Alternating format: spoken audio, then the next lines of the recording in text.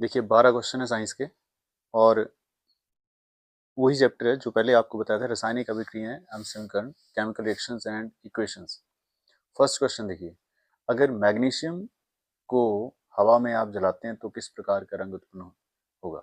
ठीक है, अगर मैग्नीशियम को इन एयर अगर बर्न किया जाए तो कौन सा कलर आएगा, तो उसका आंसर है वाइट। ठीक है, तो वाइट कलर। तो फर्स्ट क्वेश्चन का आंसर होगा वाइट। इंपॉर्टेंट क्वेश्चंस हैं, इनको थोड़ा आप याद करिए। ठीक है जी, जब मैग्नीशियम को वायु में जलाया जाएगा तो कौन सा रंग आएगा, वाइट कलर।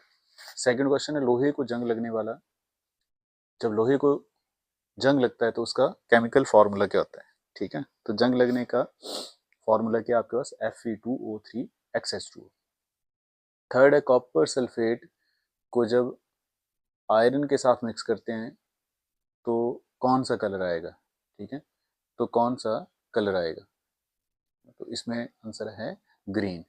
आयरन सल्फेट बनेगा, FeSO4 जो बनेगा उसका कलर कौन सा आएगा, तो ग्रीन आएगा। फोर्थ क्वेश्चन है, लोहे पर किसकी परत चढ़ाना गैल्वेनाइजेशन कहलाता है। ठीक है, लोहे को जंग से बचाना हो तो उसके लिए गैल्वेनाइजेशन की जाती है, तो उस पर कौन सा मटेरियल या कौन सा मेटल यूज किया जाता है, तो आंसर है जिंक, जिसको कि हम हिंदी में जस्ता बोलते हैं, है ना जी। उसके बाद अगला क्वेश्चन है, ऐसी अभिक्रिया जिसमें दो या दो से अधिक अभिकारक मिलकर एकल उत्पाद का निर्माण करते हैं।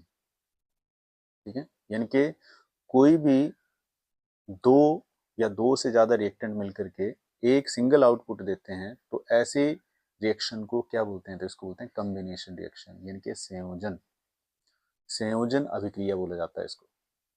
ठीक है, उसके बाद है कि अगर कोई संयोजन अभिक्रिया में साथ में एनर्जी भी प्रोड्यूस हो रही हो, हीट क्रिएट हो रही हो।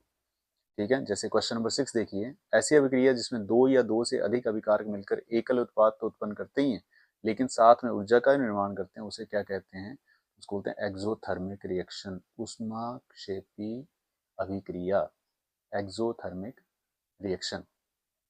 सातवां क्वेश्चन है, वह अभिक्रिया जिसमें एकल पदार्थ टूटकर छोटे छोटे उत्पाद प्रदान करता है, यानी कि एक सिंगल रिएक्टेंट होगा लेकिन प्रोडक्ट एक से ज़्यादा बन जाएंगे, तो उसको आप क्या बोलेंगे, तो उसको बोलेंगे वियोजन या अपघटन या डीकम्पोजिशन। ठीक है, वियोजन, अपघटन और इंग्लिश में उसको बोलेंगे डीकम्पोजिशन, टूटना। ठीक है, यानी कि एक जो कोई भी एक मैटर है वो एक से ज़्यादा चीज़ों में टूट जाएगा अगर, तो उसको बोलेंगे वियोजन, अपघटन। अब अगला जो 8th क्वेश्चन है उसमें पूछा आपसे कि अपघटन कितने प्रकार का है, तो 3 प्रकार का होता है। एक होता है थर्मल, दूसरा होता है इलेक्ट्रोलाइसिस और तीसरा होता है फोटोलाइसिस। डीकम्पोजिशन 3 तरह का होता है, थर्मल, इलेक्ट्रोलाइसिस और फोटोलाइसिस। ठीक है, अपघटन 3 प्रकार का है, ऊष्मीय, वैद्युत और प्रकाश। फोटोलाइसिस को फोटो डीकम्पोजिशन बोल देते हैं। 9th क्वेश्चन, जिन अभिक्रियाओं में ऊर्जा अवशोषित होती है उनको क्या कहा जाता है। जिनमें ऊर्जा का निर्माण होता है उनको ऊष्माक्षेपी एक्सोथर्मिक बोलते हैं, और जिनमें एनर्जी एब्जॉर्ब होती है तो उनको बोलते हैं ऊष्माशोषी, एंडोथर्मिक रिएक्शंस। ठीक है, यानी कि जिन रिएक्शन को करवाने के लिए आपको एनर्जी चाहिए वो ऊष्माशोषी हैं, और जिनसे एनर्जी निकल रही है वो ऊष्माक्षेपी यानी कि एक्सोथर्मिक और अभी एंडोथर्मिक। 10th क्वेश्चन है, किस पदार्थ का प्रयोग फोटोग्राफी में किया जाता है, तो वह है सिल्वर ब्रोमाइड, AgBr। फोटोग्राफी में अगर क्वेश्चन आपसे पूछा जाता है कि कौन सा मटेरियल है जो फोटोग्राफी में, कौन सा केमिकल है जो फोटोग्राफी में यूज किया जाता है, तो AgBr।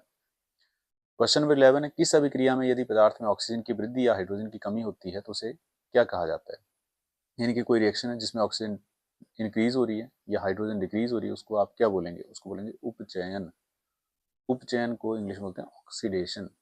ऑक्सीडेशन के लिए बात ध्यान रखिए, ऑक्सीजन की वृद्धि होगी, ऑक्सीजन इंक्रीज करेगी, यानी कि हाइड्रोजन डिक्रीज करेगी। अब 12th क्वेश्चन में देखिए, किसी अभिक्रिया में यदि पदार्थ में ऑक्सीजन की कमी हो रही है या हाइड्रोजन की वृद्धि हो रही है तो उसको क्या बोलेंगे आप। ऑक्सीजन घट रही है, डिक्रीज कर रही है, या हाइड्रोजन इंक्रीज कर रही है, तो एक ही बात है, तो उसको बोलेंगे अपचयन, रिडक्शन। रिडक्शन। ओके, तो ये 12 क्वेश्चन। धन्यवाद।